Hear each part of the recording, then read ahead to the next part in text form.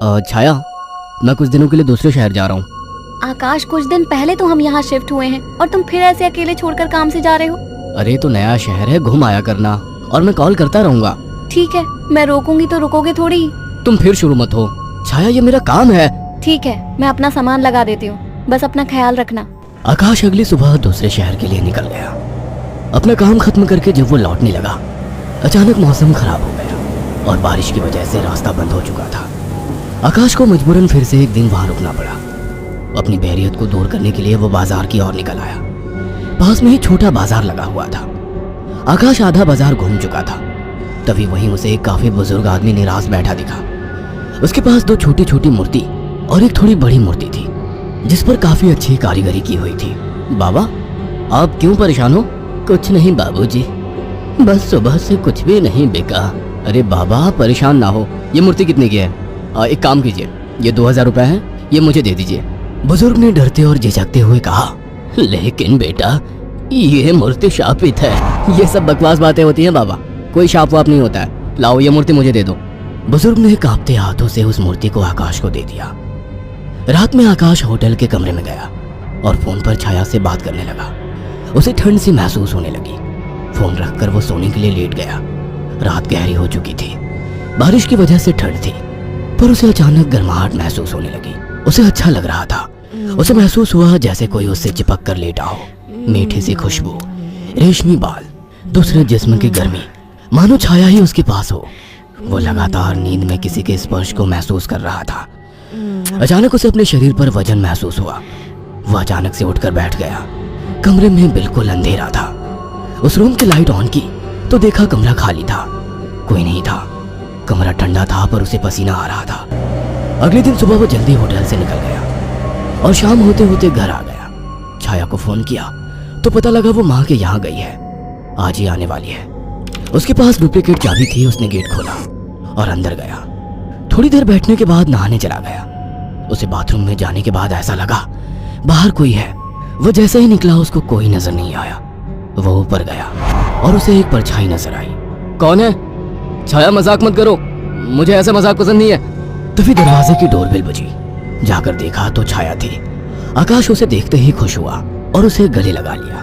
तुम सही वक्त पर आ गई, मुझे लगा कोई ऊपर है। ऊपर कौन है? मेरी कोई सौतन ले आए हो क्या? कैसी बात करती हो? अच्छा छोड़ो, मैं कुछ खाने का बना लूं, फिर बात करते हैं। हाँ ये ठीक है, मुझे ही भूख लगी है। अच्छा ये देखो कितनी सुंदर मूर्ति है। खाने के बाद वो अपने दोनों कमरे में प्यार की बातें करते हुए अपने निजी पलों के आनंद में लीन होकर सो गए। मगर आधी रात को आकाश को वही खुशबू स्पर्श महसूस हुआ। उसे लगा छाया को आज ज्यादा ही प्यार आ रहा है और वो जो कर रही है करने दो। छाया इस बार काफी उत्तेजित लग रही थी। आकाश को भी आनंद आ रहा था। अंधेरे में छाया ने आकाश के सारे कपड़े उतार दिए और पागलों की तरह उसके जिस्म को चूमने लगी। आकाश भी पूरी तरह से उत्तेजित हो गया था। छाया की गरम गरम सांसें आकाश को पूरी तरह से पागल बना दे रही थी और वासना का खेल चरम सीमा तक पहुंच गया। कुछ ही पलों का वासना का वेग लंबी लंबी और गहरी सांसों के बीच शांत हो गया। सुबह आकाश ने देखा छाया जाग चुकी थी। छाया चाय लेकर आकाश के पास आ गई। उठो, चाय पी लो। वह चाय के लिए उठा तो छाया बोल उठी, ये मूर्ति लेकर कब से सोने लगे तुम? अरे ये तो साइड में रखी थी, वहाँ बिस्तर में कैसे आ गई? आ गई होगी। एनीवे, चलो तैयार हो जाओ, ऑफिस जाओगे ना? लाओ इस मूर्ति को मैं रख देती हूँ। थोड़ी देर बाद छाया कमरे में सफाई करने गई। वो काम में बिजी थी, पर उसे लगा जैसे मूर्ति उसे देख रही है। जैसे उसने मूर्ति की तरफ देखा, मूर्ति अपनी जगह जैसी थी वैसे ही रखी थी। छाया काम खत्म करके कमरे से निकलने को हुई तो अचानक मूर्ति गिर गई। छाया ने पलट के मूर्ति को उठाया। अचानक मूर्ति मुस्कुराई। छाया डर गई और मूर्ति हाथ से छूट गई। डरते डरते उसने मूर्ति को उठाया तो उसने देखा वो सामान्य थी। शैतान मूर्ति डराती है मुझे, ये कहकर उसने मूर्ति को अलमारी में रख दिया। काम खत्म कर छाया नहाने गई और जैसे ही उसने कपड़े उतारे और पानी का नल खोला, गर्म पानी उस पर गिरा। वो चिल्ला उठी और बिना कपड़ों के बाहर निकलकर भाग आई। उसके जिस्म पर छाले हो चुके थे। उसने आकाश को फोन किया। आकाश तुरंत चला आया और उसको अस्पताल ले गया। आकाश ने ऑफिस से कुछ दिन की छुट्टी ले ली। छाया, ये सब कैसे हुआ? पता नहीं, नल से गर्म पानी अचानक निकला। मुझे सब अजीब सा लग रहा है, मानो मुझे कोई देख रहा हो। तुम आराम करो, मैं कुछ खाने को लेकर आता हूँ। छाया लेटी हुई थी। अचानक उसने ध्यान दिया मूर्ति उसकी ही तरफ घूर रही थी। अचानक उसे याद आया कि मूर्ति को तो उसने अलमारी में रख दिया था। अचानक वो मूर्ति हिलने लगी। छाया चीख उठी। आकाश दौड़ता हुआ आया। क्या हुआ? ये मूर्ति अभी खुद चली थी। तुम्हारा वहम होगा छाया। मगर रात को आकाश को फिर से चुंबन के स्पर्श महसूस हुए। वो नींद में था और चाह के आंखें नहीं खोल पा रहा था, परंतु आकाश को चुंबन के स्पर्श उत्तेजित कर रहे थे। उसके मुंह से आवाजें निकल रही थी। अचानक छाया की आंख खुल गई और उसने जो देखा वह हैरान रह गई। उसने देखा कि एक लड़की काली परछाई के रूप में आकाश के कपड़े खोल रही थी और वो देखते ही चिल्लाने लगी। आकाश, वो काली परछाई!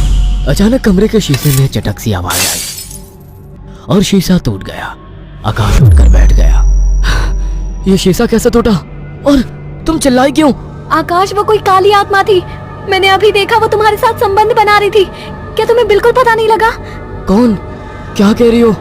मुझे महसूस तो हुआ, पर मुझे लगा तुम हो। पागल हो क्या? ऐसी हालत में मैं संबंध बनाने की सोचूंगी? आकाश, वो एक काली परछाई थी, पर वो एक लड़की थी। तभी मुझे कल रात को जब ये सब महसूस हुआ तो मुझे कुछ अजीब सा लगा था। मुझे ऐसा होटल में महसूस हुआ कि जैसे मेरे पास कोई तो है। और अगले दिन मैं घर आ गया था। तब से जब भी सोता हूँ ऐसा कुछ होता है। मुझे लगता था कि तुम हो। तभी अचानक दोनों का ध्यान मूर्ति पर गया। आकाश ने तुरंत उस मूर्ति को बाहर फेंक दिया। कुछ दिन बाद छाया पानी पीने के लिए उठी। अचानक उसकी नजर फिर से ड्रेसिंग टेबल पर रखी मूर्ति पर पड़ी। अचानक उस मूर्ति ने काली परछाई का रूप धारण कर लिया। छाया अचानक बेहोश हो गई। कुछ देर बाद उसकी आंखें खुली तो उसे सब सपने जैसा लग रहा था। अचानक वो किचन में चली गई। तभी वहां आकाश आ गया। अरे, पहले ठीक तो हो जाती। मैं तो ठीक हूँ। अच्छा। हाँ, आज तो मुझे एक अलग ही सुबह लग रही है। ओके, अब चलो आराम करो। मैंने तुम्हारे लिए कुछ दिन की छुट्टी ली है। अगर ऐसा है तो मुझे खूब प्यार करो। आज आकाश को छाया कुछ बदली बदली सी लग रही थी। खाने के वक्त भी छाया काफी अजीब तरीके से खा रही थी, जैसे वो बरसों से भूखी हो। छाया, क्या हुआ? आराम से खाओ। रात ठीक से खाया नहीं था ना, तो मुझे जोरों की भूख लग रही है। वैसे आज मीट बना काफी अच्छा है। गांव में अम्मा ने सिखाया था। अम्मा ने? कौन सी अम्मा ने? तुम तो कभी गांव गई ही नहीं। वो सब छोड़ो, सुनो ना, मेरा मन रोमांस का हो रहा है। तुम्हें लगता है ये सही वक्त है? प्यार करने का कोई वक्त नहीं होता। अचानक छाया आकाश से जाकर लिपट गई। उसके जिस्म को चूमने लगी। आकाश ने देखा छाया ने आज साड़ी भी अलग तरीके से बांधी थी। दोनों के बीच संभोग क्रिया होने लगी। दोनों काफी उत्तेजित थे। अचानक आकाश को फिर से छाया में वही खुशबू और स्पर्श महसूस हुआ। छाया आकाश को छोड़ने का नाम तक नहीं ले रही थी। आकाश को महसूस हुआ ये छाया नहीं है। आकाश ने एक झटके से छाया को धक्का दे दिया। रुक क्यों गए? प्यार करो मुझे, रुक क्यों गए? आवाज में भारीपन था। आकाश की आंखें बंद थी, पर जैसे ही उसने आंखें खोली जिसमें छाया का था, लेकिन चेहरा किसी और का था। आकाश ने कांपती आवाज में कहा, मेरी बीवी कहाँ है? छाया के चेहरे के हाव भाव बदलने लगे। उसका चेहरा सफेद और आंखें काली थी। वह गुस्से में बोली, मुझे पसंद नहीं थी वो, मार डाला उसे। अचानक वो एक परछाई में बदल गई। उसने अपने लंबे और पहने दांत आकाश की गर्दन में गाड़ दिए। आकाश एक दिल दहला देने वाली चीख के साथ शांत पड़ गया। कुछ दिनों बाद जब घर से बदबू आने लगी तो पड़ोसियों ने पुलिस को बुलाया तो देखा दोनों की लाश बहुत बुरी तरह से कटी पड़ी है और सड़नी शुरू हो चुकी थी। पुलिस को लाशों के पास से वो मूर्ति मिली थी।